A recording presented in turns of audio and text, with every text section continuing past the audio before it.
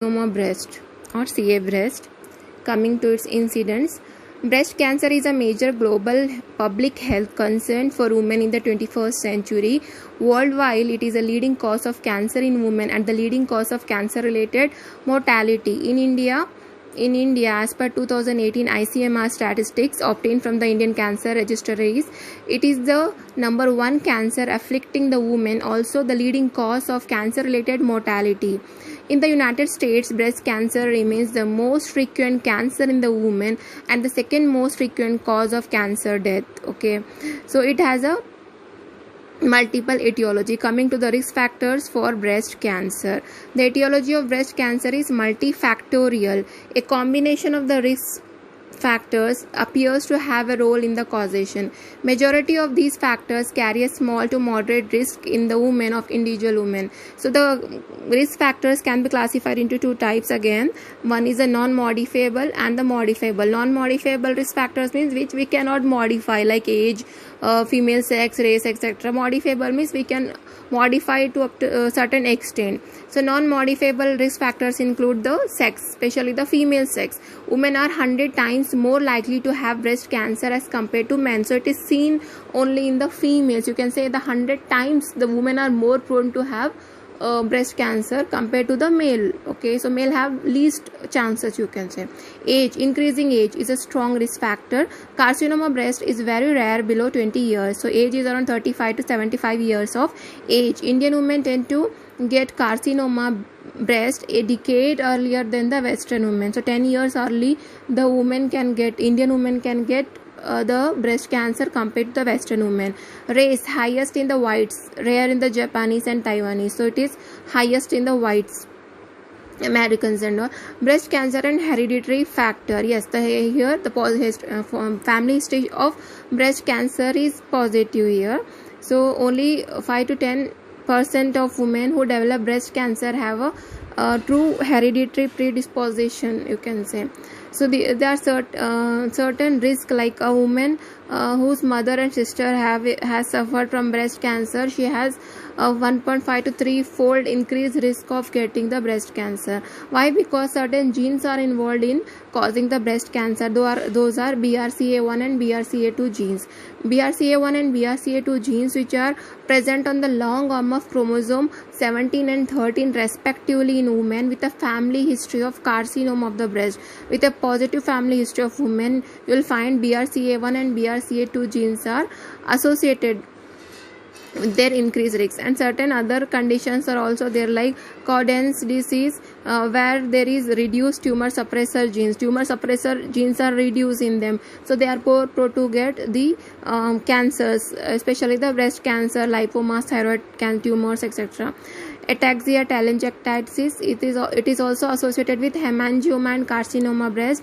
And another syndromes where there is mutation of the suppressor genes, tumor suppressor genes, like Lee-Froman syndrome. Here there is mutation of the tumor suppressor gene is there.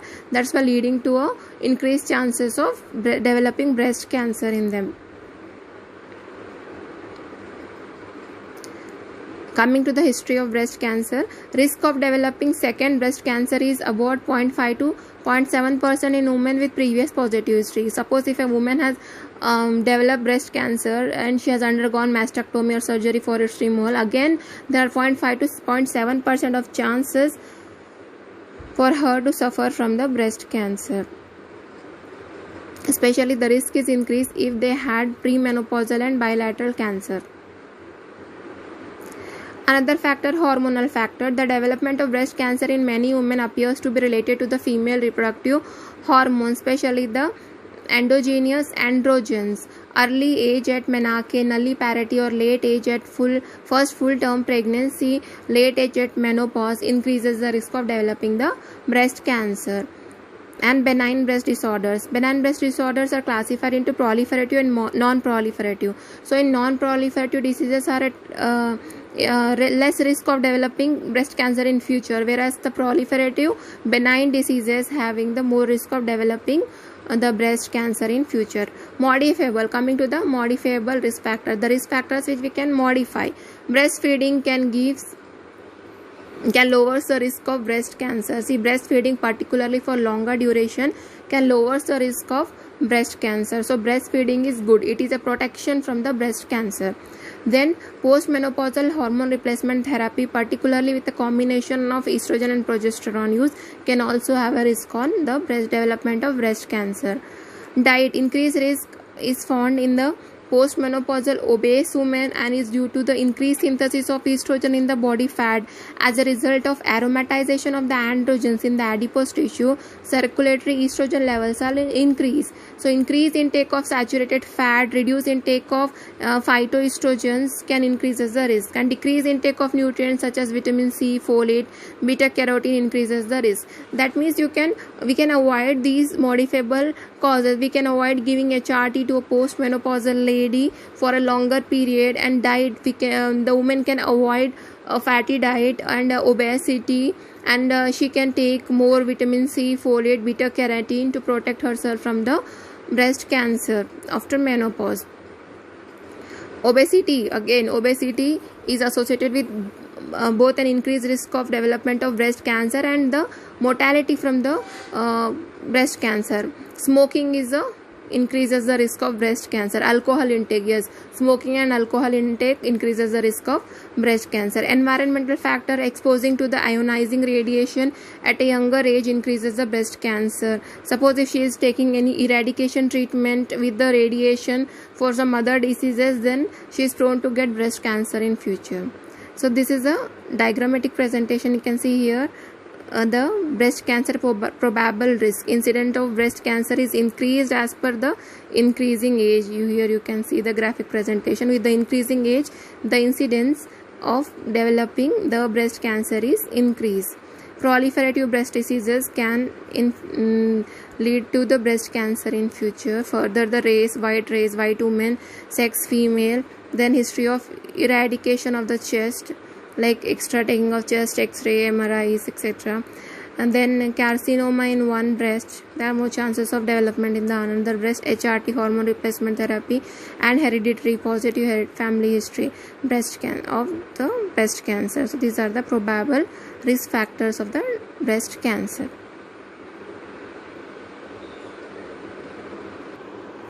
Yes, now coming to the clinical features of breast cancer or carcinoma breast. Symptoms: lump in the breast is the most common presentation. Usually a woman complains of lump in the breast with no any other symptoms. Only the symptom is lump in the breast. So lump in the breast is the most common presentation. It is the breast tissue usually in the upper and outer quadrant. So the breast can be divided into 4 quadrants: upper, outer, inner, and the lower outer, lower inner one. So usually in the upper and outer quadrant there are more frequently involved in the breast cancer, especially 65% are there in the area that is the upper and outer quadrant. Lump is the presenting symptom.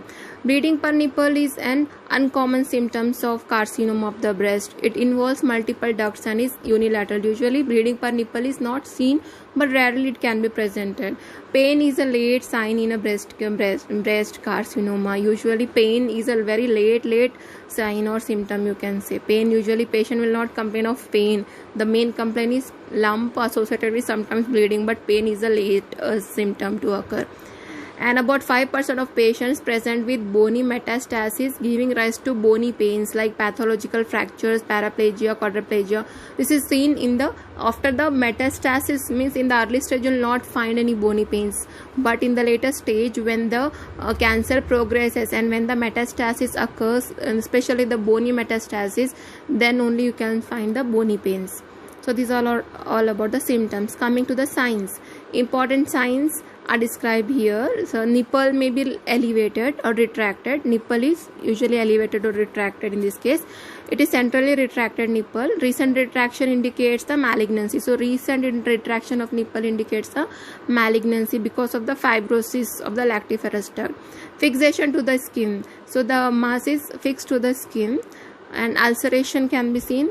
Pure orange. Pure orange means just like the skin over the breast looks just like an orange, thickened with small pits over it. So that is called as pure orange. Fixation to the pectoralis and the chest wall occurs late. Fixation of the mass to the pectoralis muscle and the chest wall, which occurs late. Destruction of a nipple is a feature of Paget's disease. Lump is usually hard, irregular, but it can also be firm and sometimes soft also. And the lump usually fixed to the breast tissue cannot move independent of the breast. In the late stages, it can get fixed to the pectoralis major muscle, and lumps which are located in the upper, outer and inner quadrants and the lower inner quadrants.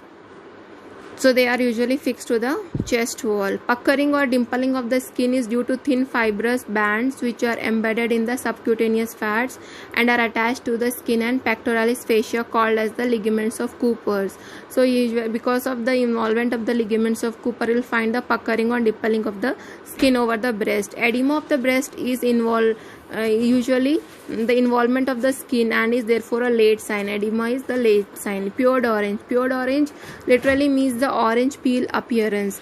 It is due to obstruction of the subdermal lymphatics by the malignant cells, spacing the sweat glands and hair follicles, therefore giving an orange peel-like appearance. Just like a orange skin, you will find the skin over the breast, malignant breast, that is called as a pure orange, means orange peel appearance. Satellite nodules are multiple nodules in the skin. Their presence indicate advanced disease. There are certain diagrams here. You can see this is a carcinoma presenting as a hard lump with pure orange. Here the skin you can see it looks like pure orange. Then carcinoma breast presenting a lump and the ulceration. You can see here the lump and the ulceration of the breast. Here another diagram of nipple retraction. You can see the nipple is retracted here. And this is a retraction of nipple, classical feature of intraductal carcinoma. Whenever the duct is involved, in this case you will find the retraction of the nipple. Here you can also see the retracted nipple. And this is the pure orange. You can see the skin over the breast has become just like a peel of the orange, thickened with small pits, just like a peel of the orange. This feature is called as pure orange. And this is a nipple is elevated and retracted. You can see here the right nipple is elevated and retracted. And here carcinoma.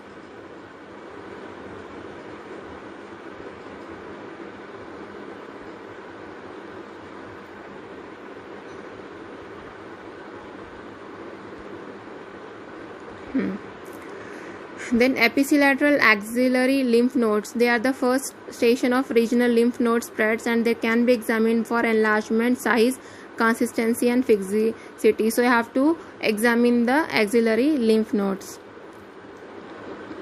Epicilateral supraclavicular nodes are the next station for the involvement. Signs which do not affect staging, like nipple retraction, dimpling, involvement of pectoralis major muscle. Signs of locally advanced breast cancer, like skin involvement, pure orange, edema of the breast, ulceration of the skin, satellite nodules in the skin, fixity to the chest wall, like serratus anterior ribs and intercostal muscles.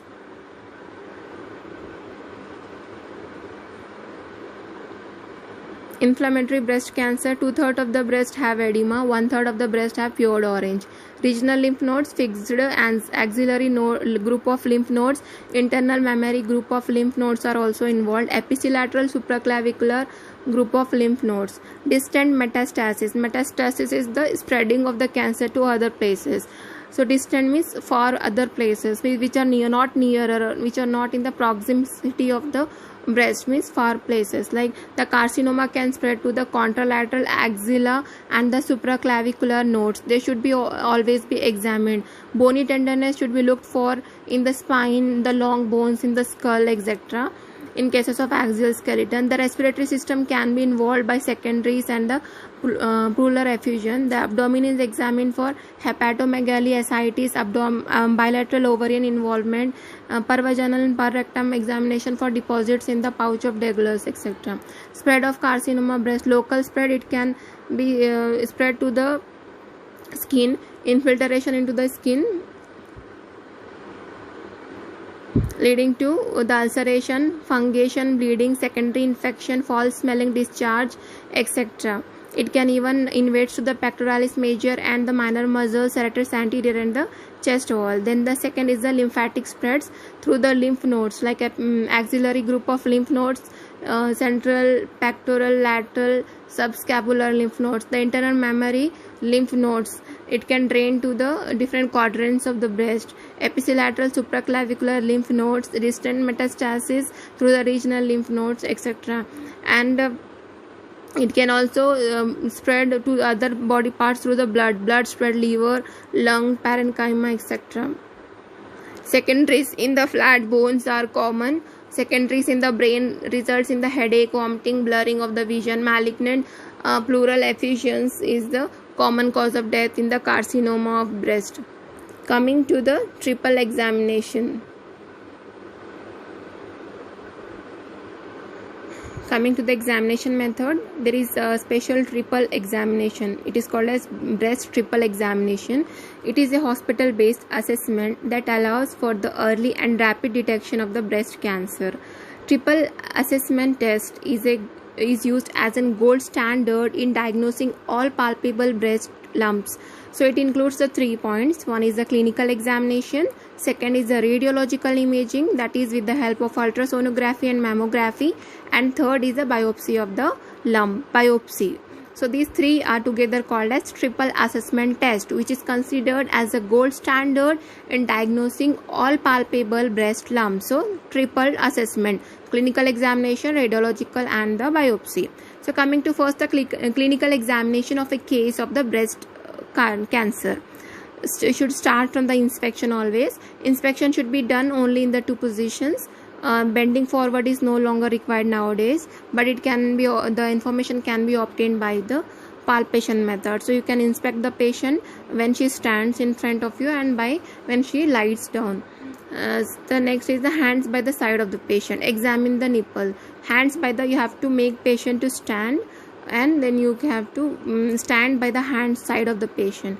First is the examine the nipple. Compare the levels of the nipple. A tumor may push the nipple in the opposite direction. Inspect the nipple of the side with the tumor for destruction. Destruction of the nipple is seen in cases of Paget's disease of nipple, and retraction is seen. If it is present, ask the patient if this was recent in the origin, or that indicates the malignancy. If the nipple is retracted or destructed recently, which indicates malignancy. The retraction of nipple in carcinoma breast is usually central.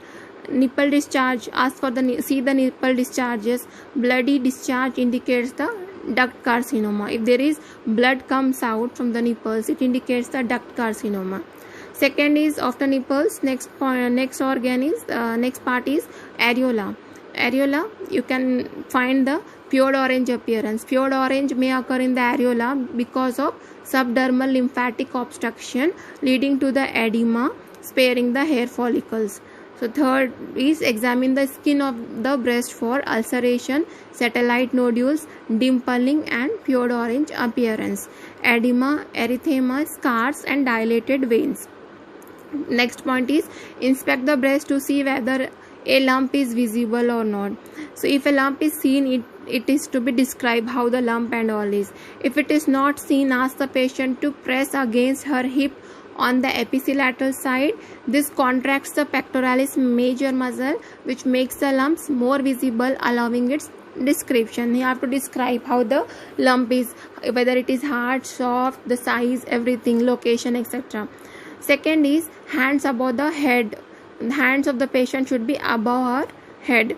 The affected breast may get lifted sometimes, indicating the fixity to the pectoral fascia. So if she stands by the hand above her head, then we can find the fixicity of that lump, whether it is fixed or not to the pectoralis fascia. Pure orange gets notified better with this position. Any lesion in the inframammary fold and the inferior quadrant of the breast is better visualized in this position. So this is all about the inspection. Next is the palpation. Local rise of temperature and tenderness are usually not found in cases of carcinoma of the breast. So you will not find the local temperature, tenderness like other features which you can find in cases of mastitis or breast abscess, which are not seen here.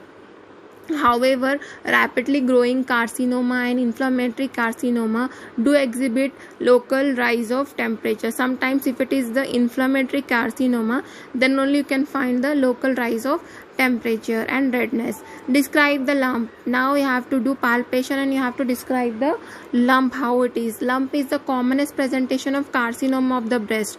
The upper and outer quadrant is the commonest site of the carcinoma of the breast because of the more breast tissues in that quadrant. Why only the upper and outer quadrant is usually the upper and outer quadrant is involved is because in this quadrant there are more breast tissues, so this quadrant is more prone for the development of lumps. Typically the lump is hard and irregular. How it feels is it is hard. Usually the lump is hard and it is irregular. The borders are irregular.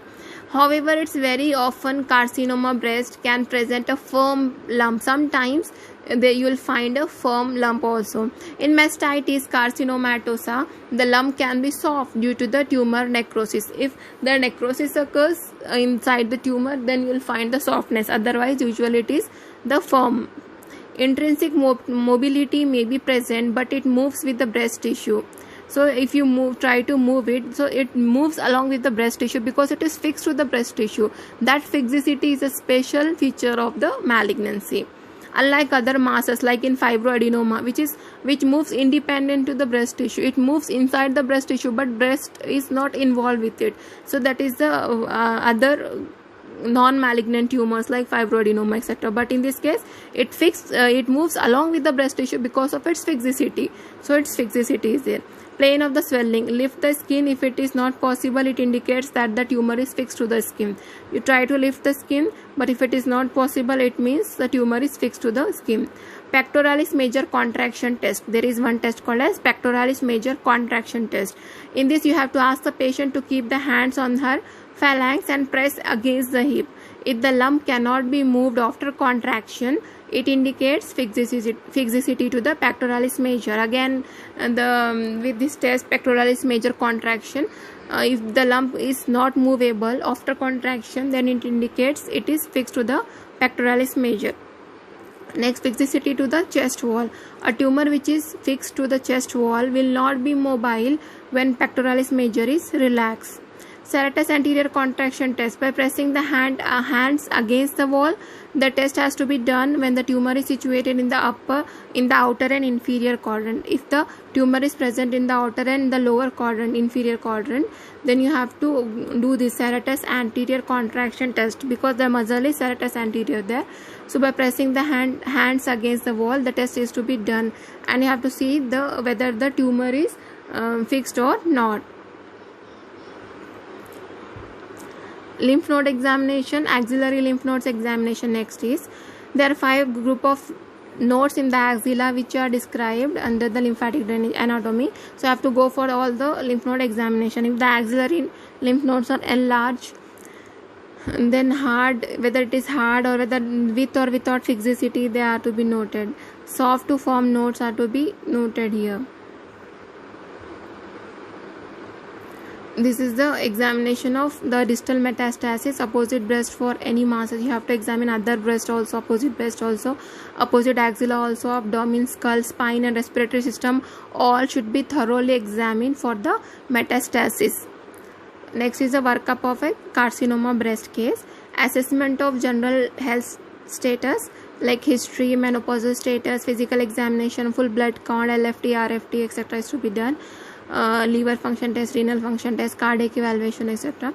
Assessment of primary tumor with the help of physical examination, breast ultrasound, mammograph, MRI when indicated only, core biopsy, etc. Assessment of lymph nodes, physical examination, ultrasound guided FNAC can be done. Fine needle aspiration cytology. Assessment of distant metastasis with the help of CT scan, chest, abdomen, bone scans when symptoms of bone pains are present, and in all stage 3 cancers. Coming to the investigations, laboratory, full blood count, HB may be lowered. Planning for adjuvant chemotherapy requires a TLC and DLC. Liver function test, elevated serum alkaline phosphatase indicates metastasis in the liver or the bone, so you'll find the alkaline phosphatase is elevated. Renal function test is required when planning for a chemotherapy, so if the renal function is good, then only you can plan for a chemotherapy. That's why you have to go for liver function test as well as renal function test. Local imaging studies indicates ultrasound of the breast, bilateral mammographs, ultrasound of the lymph nodes. All three are mandatory in the assessment: ultrasound of breast, bilateral mammogram, and the ultrasound of lymph nodes. See here, there are certain pictures of the ultrasonographies. Here you can see the architectural distortion. Here you can see the speculation. Different views they have shown. This is the mammographical picture showing a cystic lesion. In the mammography, you will find a cystic lesion inside the breast. These are the mammography directed wire localization. You can see here. And here in this case, you will find the X-ray of the chest. You can to see the secondaries. Breast carcinoma with the metastasis of the left clavicle. Here the bone scan or CA breast.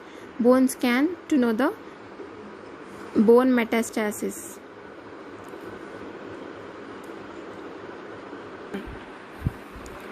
Ultrasound of the breast is the first investigation. It accurately measures the lump size, more accurate for lymph node assessment. It can differentiate between cystic and the solid lesions. It is more accurate in assessment of breast lump in the younger women. So next is the mammogram. Mammogram detects any multifocal or multicentric lesions. It is done before the biopsy, as biopsy of any type will introduce artifacts and obscure in its interpretation. So it should be done before doing any biopsy. Then next is breast MRI. It is an optional investigation, not mandatory. Indications are BRC associated breast carcinomas, bilateral tumors, reconstructed breast implants, assessment of neoadjuvant chemotherapies.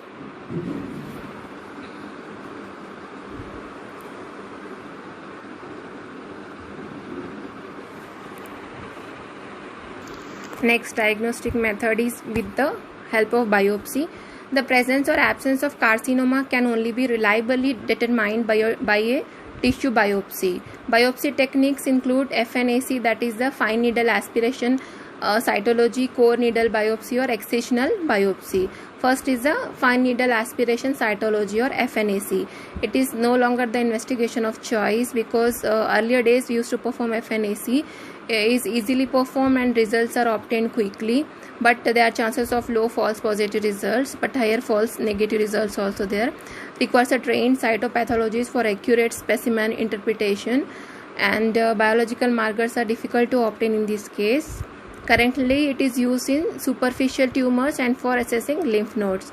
Another is the core biopsy. It is the investigation of choice with clear advantages over FNAC. It can differentiate between the invasive breast cancers and the carcinoma in situ. Allows for placement of a clip to mark the areas of interest in the event that subsequent surgical excision or definite breast cancer treatment is indicated.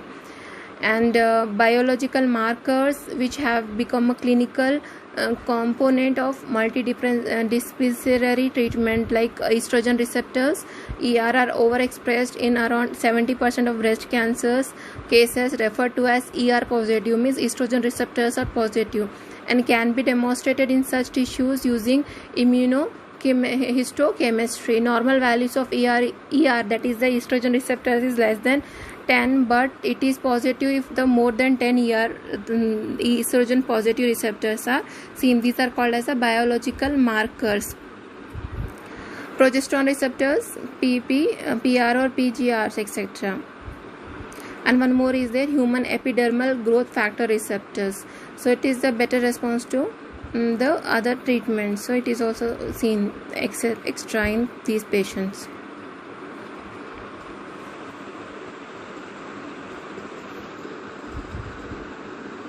For the investigation of metastasis, you can go for the chest X-ray and abdominal ultrasonography to rule out the secondaries in the liver, ascites, liver metastasis. In CA breast is there are chances of 6% of liver metastasis. Enhanced contrast, enhanced CT scans of thorax and abdomen can also be done. Bone scans can be done. CT scan of brain, PET CT scan of brain, etc. can be done. After surgery, pathological assessment of carcinoma breast is to be done.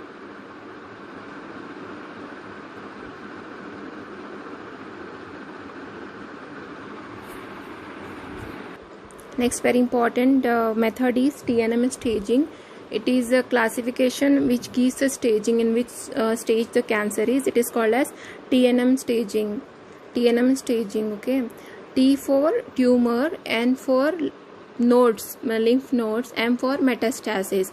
So T0, T1, T2, T3 indicates the tumor sizes, and N for nodes involvement, whether nodes are involved, no nodes are involved means N0, N1, N2, N3, like that. Metastasis, whether metastasis is there or no, M0 means no metastasis, then M1, M2, M3 indicates the metastasis levels. I'll show you here, like here T for the tumor, T0 means no evidence of any primary tumor, TIS is carcinoma in situ, T1 is the tumor is less than 20 mm in greater dimension, T1 that means. T2 is tumor more than 20 mm but less than 50 mm, T3 is tumor more than 50 mm in greater dimension, T4 tumor of any size with direct extension to the chest wall and or to the skin, ulceration, invasion of the dermis allodus. Then T4, T4A, T4A, B, C, D, like that it is. T4D means inflammatory carcinoma. Similarly, for the N, that is the regional lymph nodes. If it cannot be assessed, means no regional lymph node metastasis is seen clinically, then you have to quote it with the N0, means no regional lymph nodes. N1 is metastasis to movable epicilateral level 1 to axillary lymph nodes is the N1, sorry. N2 is metastasis in epicilateral level 1 plus metastasis to other lymph nodes, axillary lymph nodes that are clinically fixed, and epicilateral internal mammary lymph nodes, etc. That is the N2, N2A and 2B again it is there. N3 metastasis in the epicilateral infraclavicular lymph nodes with or without level 1, 2, 3. So infraclavicular, intermammary lymph nodes, etc. involved, then it is denoted with N3. So similarly is there given, they have N3, N3A, N3-1, etc. Then M is the distant metastasis, means the spread of cancer. M0 is no clinical or radiological evidence of any distant metastasis. M0 means no metastasis at all. M01 again, so similarly they have given M1 means distant metastasis detected by clinical and radiological means. M10 is any histological proven metastasis in the distal organs like non-regional nodes, metastasis greater than 0.2 mm. So this is called as a TNM staging of the cancer. Now coming to the treatment of the breast cancer. Breast cancer is a histogenic disease. This means no two breast cancers will have the similar biological behavior. Therefore, patient's clinical progression cannot be predicted. So according to a theory, the major pathway for the breast cancer dissemination was through the lymphatic nodes. So you have the treatment modalities of the early breast cancer includes these can be classified into local treatment, systemic treatment, targeted treatment. Local treatment include the surgery and radiotherapy, whereas systemic treatment include the chemotherapy, hormonal therapy, etc. Targeted treatment is with the directed towards HERT or receptors, means they target the receptors only. Surgery, coming to the surgeries, yes, the known surgery indicated for the breast cancer or the traditional surgery for carcinoma breast is nothing but the mastectomy. Mastectomy means removing the breast tissue. Radical mastectomy, what do you mean by radical mastectomy? Radical mastectomy means removing all the breast tissue, entire breast tissue is removed. Okay. So the different varieties of radical mastectomy, different mastectomies they have mentioned.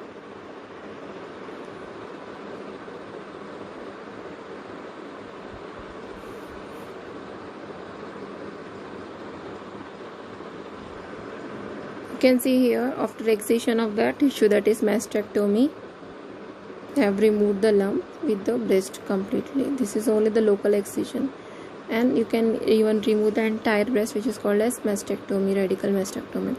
The next method is radiotherapy. It is a form of local therapy. It is an adjuvant to the surgery and is utilized only when it is indicated. Indications are breast conservative surgery. If you are not doing complete the radical mastectomy, then in that case you can go for the radiotherapy. If you only are excising the lump because it is in the early stage, then you can go with the radiotherapy also to prevent its metastasis. And all T3 and T4 lesions, positive resected margins after surgery, inadequate axillary lymph node dissection, positive axillary lymph nodes, etc. Involvement of pectoralis major muscle, inner quadrant tumors. In such cases, radiotherapy is indicated. And next method is a chemotherapy. Chemotherapy is the mainstay of treating carcinoma of the breast. It is because all invasive breast cancers spread even before they are palpable, as they invade the basement membrane. Tumors which are more than 0.5 cm cannot survive without blood supply, hence have to invade the basement membrane to get the blood supply. In the process, the carcinoma breast becomes a systemic disease. So here chemotherapy is very important in targeting these cells. When given post-operatively, it is called adjuvant chemotherapy. It can also be given after the surgery. Adjuvant chemotherapy has to be given within 6 weeks of the surgery, and it is given before radiotherapy. Beyond a period of 12 weeks post-operatively, it is of no benefit to the patient. When given pre-operatively, it is called neoadjuvant chemotherapy. Chemotherapy is mandatory in all cases of carcinoma breast except carcinoma in situ node negative luminal type. Chemotherapy is very important. It is given even before the treatment and even after the surgery. The main line of treatment is nothing but the surgery. So it is given before starting the surgery and even after completion of the surgery. Chemotherapy is indicated or it is given.